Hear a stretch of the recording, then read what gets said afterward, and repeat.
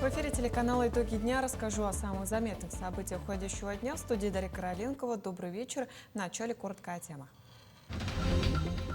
Якутский экспорт обсудили на совещании главы региона Айсена Николаева с торговыми представителями России в иностранных государствах. На повестке совещания продвижение продукции как малого бизнеса. В Якутске стартовала международная олимпиада школьников Туймада, в которой принимают участие 139 школьников из 6 стран и 6 регионов России. Сегодня свой профессиональный праздник отмечают госавтоинспекторы. Узнаем, как отметили его в столице. Второй Восточно-азиатский форум по общественному здоровью, профилактической медицине и терапии прошел в Якутске. Мероприятие объединило экспертов из России и стран Восточной Азии. На стадионе Туймада завершился чемпионат России по стрельбе из лука. В течение 4 дней за первенство боролось около 200 лучников.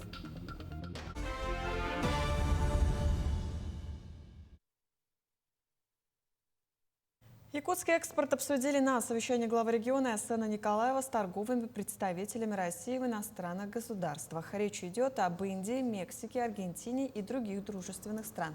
На повестке совещания продвижение продукции как малого и среднего бизнеса, так и усиление влияния промышленных гигантов Якутии за рубежом. При этом, как отметил торговый представитель России в Индии Андрей Соболев, большое внимание в этой работе уделяется креативному кластеру экономики, привлечению туристов в регион, развитию технологических компетенций и науки. Представительствам уже удалось добиться ряда договоренностей по экспорту местной продукции. Так, к примеру, якутский ювелирный бренд будет представлен на Биеннале в Москве. В частности, сегодня Якутия очень активно торгует с Индией. И не только сырьевыми товарами, это прежде всего товары с высокой добавленной стоимостью. И здесь есть значительный потенциал. Несмотря на то, что для Якутии Индия – это третий по значению внешнеторговый партнер, мы пришли к выводу с главой республики о том, что потенциал, конечно, значительный.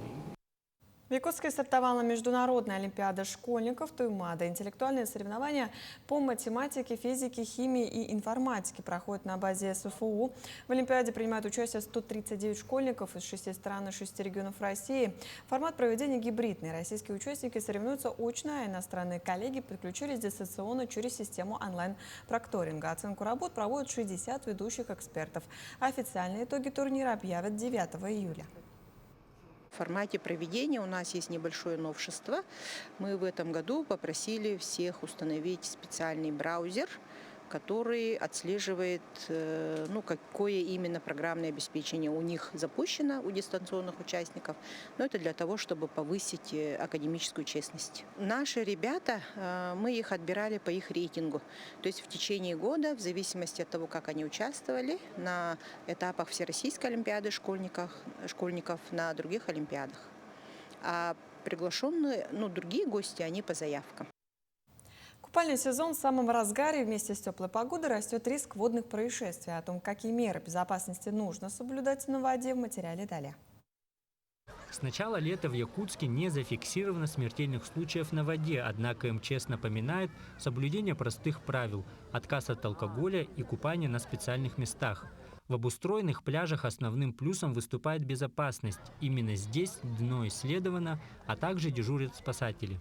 На данный момент сейчас на улице стоит плюсовая температура свыше 30 градусов. И когда люди находятся на городском пляже, они бывают, что находятся, грубо говоря, на песке очень долго, и можно получить солнечный удар. Поэтому мы рекомендуем слишком долго не находиться, также зайти в воду, окунуться и немножко освежиться. И не стоит забывать, что в воде тоже находиться много не стоит. То есть, допустим, бывают случаи, когда люди выплывают за буйки, это уже слишком большое расстояние от берега, и там вода намного прохладнее, что, грубо говоря, может получить человек судорогу. И, то есть это очень опасно. При организации купальных зон одним из обязательных требований безопасности является пологий спуск, который есть не на всех пляжах. Даже на первый взгляд безопасное мелководье может иметь скрытые ямы, которые могут стать потенциальной причиной трагедии. По информации городской администрации, в самые жаркие дни пляж на 202-м микрорайоне собирает порядка 10-15 тысяч человек в день. Дополнительным мерам безопасности это то, что у нас территорию охраняет частное охранное предприятие круглосуточно. Также у нас в этом году из нововведений это система видеонаблюдения территории пляжа. Ну и для купающихся у нас обученный персонал из спасателей. И они в целом-то и контролируют, мониторят, и в случае чего могут оказать первую помощь. Стоит отметить, что в Якутске действуют два официально разрешенных пляжа – городской на 202 микрорайоне и пляж озера Сугун на Вилюйском тракте. Безопасность посетителей на этом объекте обеспечивают 6 квалифицированных спасателей, которые регулярно дежурят на вышках. Оказание первой помощи обычно тонущих человек. Не только тонущих бывает, но и бывают порезы, кто-то там в камень наступил или как-то упал. Бывает маленькие дети иногда ныряют в неглубокую воду и получают травму головы, шеи. В этом случае всегда самое главное, я посетителям пляжа советую быть бдительными, следить за своими детьми, за своими друзьями и всегда быть на трезвой, хладнокровной. МЧС предупреждает, не оставляйте своих детей без присмотра, а также соблюдайте все меры предосторожности при купании, ведь ваше здоровье и жизнь прежде всего в ваших руках. Иннокентий Кычкин, Владимир Павлов, Якутск. В Якутии отметили День работников морского и речного флота. Сегодня в республике работает более 700 судов и около 3000 работников. Речной флот играет ключевую роль в обеспечении жизнедеятельности отдаленных арктических и северных районов, а также в реализации северного завоза. В этот профессиональный праздник речников поздравил первый заместитель председателя правительства республики Дмитрий Садовников. На торжественном мероприятии лучших специалистов наградили ведомственными наградами и благодарностями от правительства и Министерства транспорта и дорожного хозяйства Якутии. Сегодняшний праздник, конечно, это достояние всех речников-моряков, которые сегодня трудятся на морях и на реках нашей необъятной страны. У нас очень много рек. Мы, наверное, первая в мире по протяженности внутренних водных путей. А население живет в основном вдоль рек. Поэтому я думаю, что наш праздник разделяет большое количество населения нашей страны. На страже правопорядка на дорогах Якутии свой профессиональный праздник отмечают госавтоинспекторы. Свою историю подразделение МВД ведет с далекого 1936 года. Именно тогда было подписано постановление Совнаркома о создании дорожно-патрульной службы. Вероника Таюрская расскажет, как отметили праздник якутские сотрудники. В самом начале своей истории в якутском ГАИ работало всего 11 человек, 3 из которых в улусах республики. Им приходилось выезжать на место ДТП на попутках или же идти пешком. Сегодня же у госавтоинспекции свой автопарк, новейшее специализированное оборудование и более 650 инспекторов. Непосредственно в дорожно-патрульной службе трудится 320 сотрудников. Мы партнеры, прежде всего, для участников дорожного движения и готовые специалисты не только как сотрудники полиции, но и сотрудники по обеспечению безопасности, готовы оказать и первую медицинскую помощь, и прийти на выручку, если у нас где-то кто-то сломался. В праздничный день сотрудники госавтоинспекции подготовили настоящий подарок для горожан. Кортеж из служебных автомобилей разных эпох. Он проехал по центральным улицам Якутска. В числе тех, кто был в составе парадного строя, москвичи, Волга, ГАЗ, мотоциклы Урал и машины иностранного производства. Старый автомобиль у нас какого? 36-го года он. Это Москвич 401 у нас. Синего цвета. Раньше по ГОСТу милиция, тогда НКВД называлась,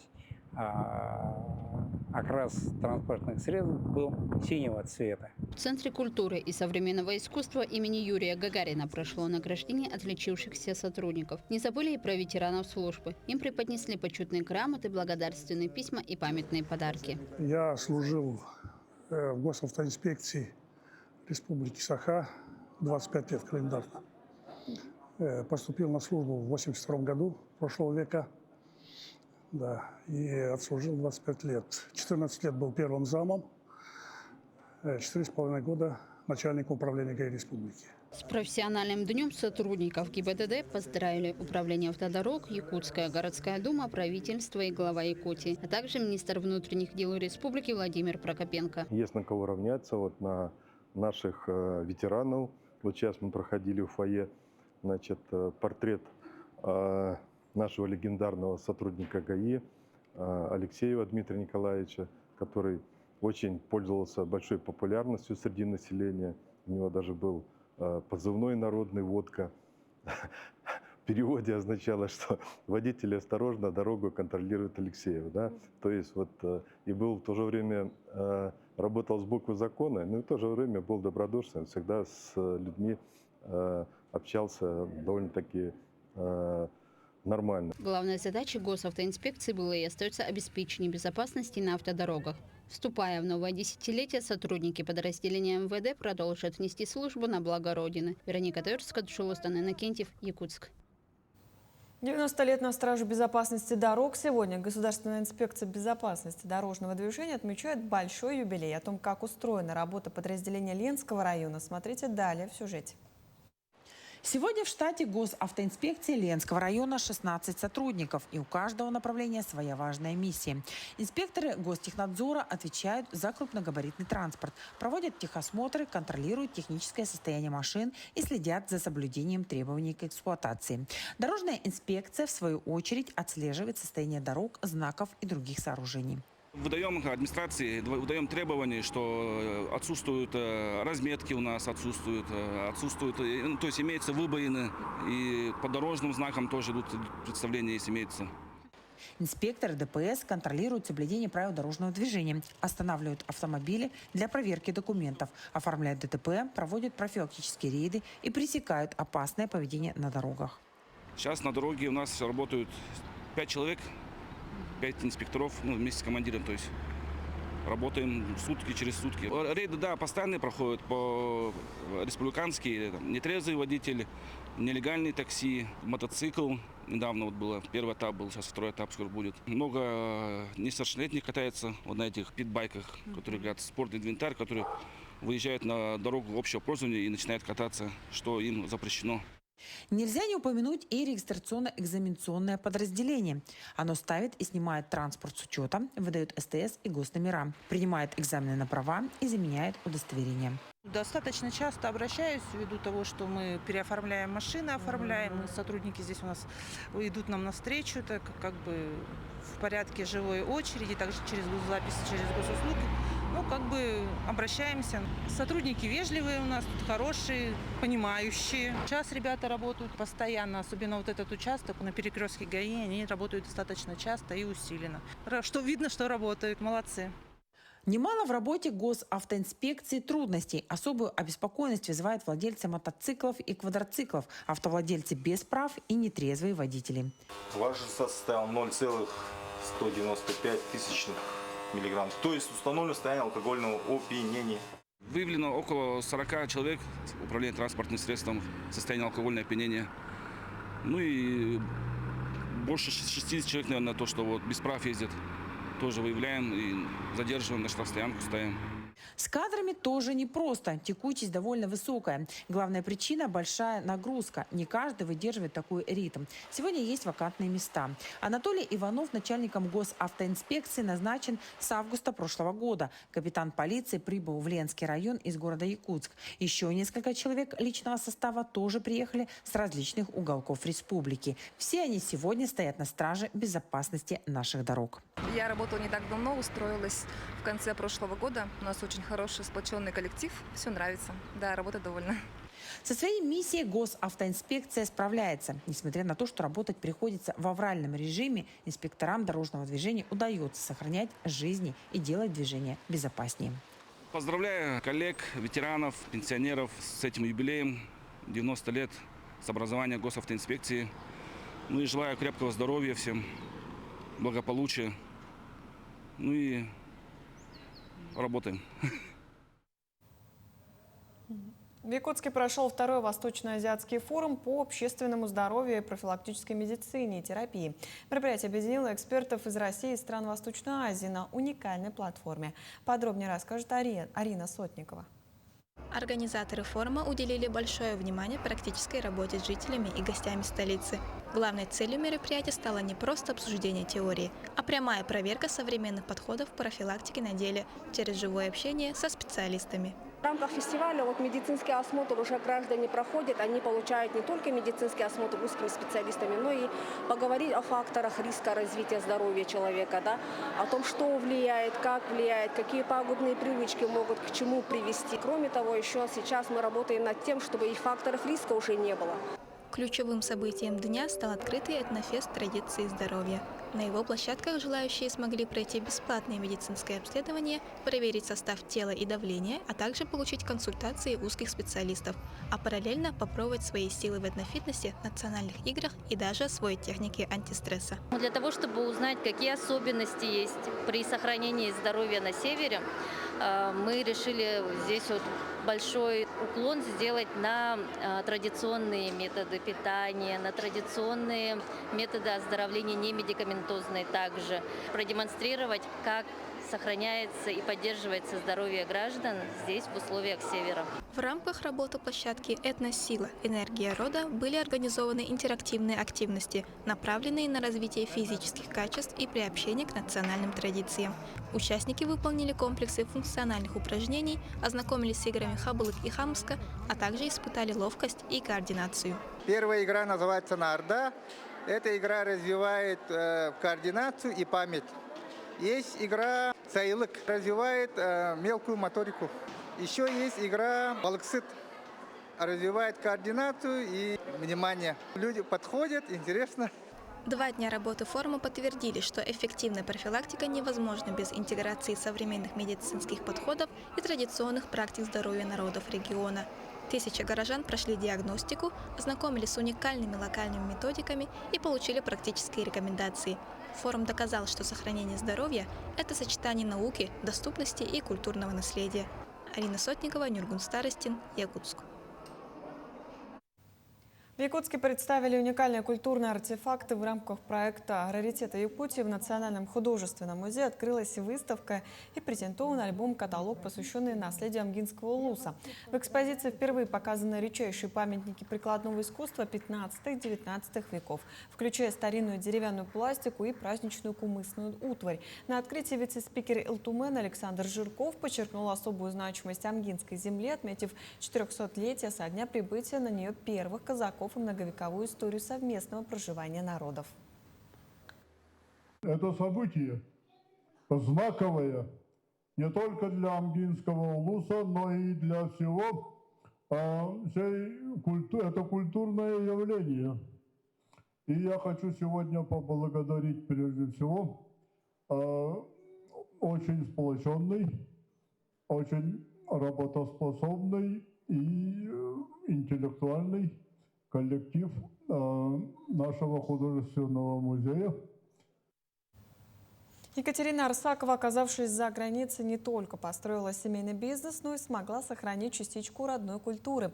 Их семейный ресторан «Катюша» в Гуанчжоу знают многие. В такой непростой чужой стране их деятельность становится настоящим мостом, соединяющим 2 культуры и позволяющим сохранять связь с родиной даже вдали от дома. Когда находишься далеко от родины, самое сильное ощущение – это тоска по родным вкусам. Ведь именно еда – это тот мост, что соединяет нас с родиной. В мегаполисе Гуанчжоу частичка русской кухни находится в самом центре города, недалеко от Кантонской башни. Владельцы этого уютного ресторана – семейная пара. Екатерина Арсакова – наша землячка. Ее супруг Алексей Ли – китаец с русскими корнями. Раньше я работала парикмахером-визажистом в Якутии, а потом уже сюда переехав, в Харбин. Как-то же тоже нужно жить, там что-то там зарабатывать, поэтому общая у нас идея с Лешей пришла, что, раз мы оба умеем и любим готовить, нужно объединиться и уже действовать от души, с любовью, поэтому, собственно, открыли Катюшу нашу. Что особенно важно, Екатерина не адаптировала меню под местные вкусы. Сохраняя аутентичность, здесь можно попробовать настоящий классический борщ, пельмени и блюда, передававшиеся из поколения в поколение. соревнования. На этой неделе я прилетела из Пхукета. Я в Пхукете в основном живу. Вот сюда, в Гуанчжоу. Я уже второй раз в «Катюше». Встречаемся с девочками, общаемся. Очень вкусно, мне очень нравится, как вы готовите. Очень часто хожу в ресторан, когда мне хочется домашней еды. Приходим сюда, постоянно кушаем супчики и очень-очень вкусный шашлык. Шашлык и из рыбы, и из мяса. Узнал об этом месте от друзей. Здесь по четвергам собирается много россиян. Очень классная атмосфера. Мне нравится борщ, говяжий язык и колбаса. Русская кухня действительно очень приятная на вкус. История Екатерины – это история страсти, смелости и любви к родине. Первый ресторан «Катюша» она открыла в Харбине, городе, где собирались все дальневосточные соотечественники, приехавшие сюда за новой жизнью. Затем семья переехала в Гуанчжоу, где ресторан стал центром встречи и общения для многих. И нам как раз друзья предложили, вот это вот помещение, оно относится к вообще харбинские, там, в общем, начальство, вот это вот все. И у них вот это вот помещение освобождалось на тот момент. И вот они нам предложили, что вот как раз место под бар, либо ресторан, подумайте, ребята, может быть, да? Я говорю, ну а почему бы нет? Вот Леша говорит, Катя, ну что, давай, может, поедем? А я как бы, конечно, ну всегда движуха, что-то интересненькое хочется. Этот ресторан стал не просто местом питания, а культурным центром, объединяющим два народа. Здесь отмечают всероссийские и китайские праздники, проходят вечера с живой музыкой. Все ради сохранения и укрепления связи с родиной. Каждое воскресенье у нас проект проходит интеллектуальная игра, 60 секунд.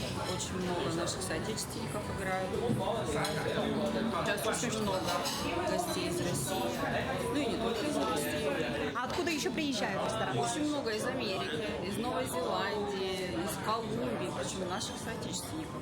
История Екатерины – яркий пример того, как любовь к родине может стать мостом между мирами. А «Катюша» – это больше, чем бизнес. Это приглашение познакомиться и лучше понять другую культуру через вкус и гостеприимство.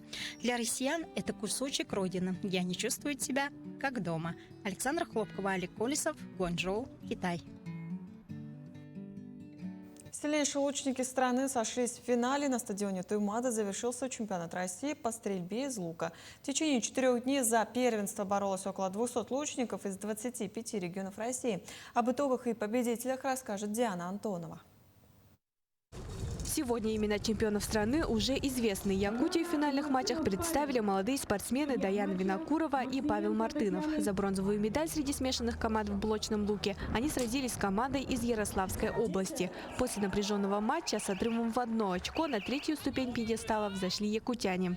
Перед своими стрелять это оказывается очень сложно. Но все равно это была такая поддержка, то, что вот за нас болеют, то, что мы не одни. В последних сериях у нас сравнялся счет, и это было очень волнительно. Поэтому мы стали работать как команда до конца, и вот попали последние выстрелы по десяткам.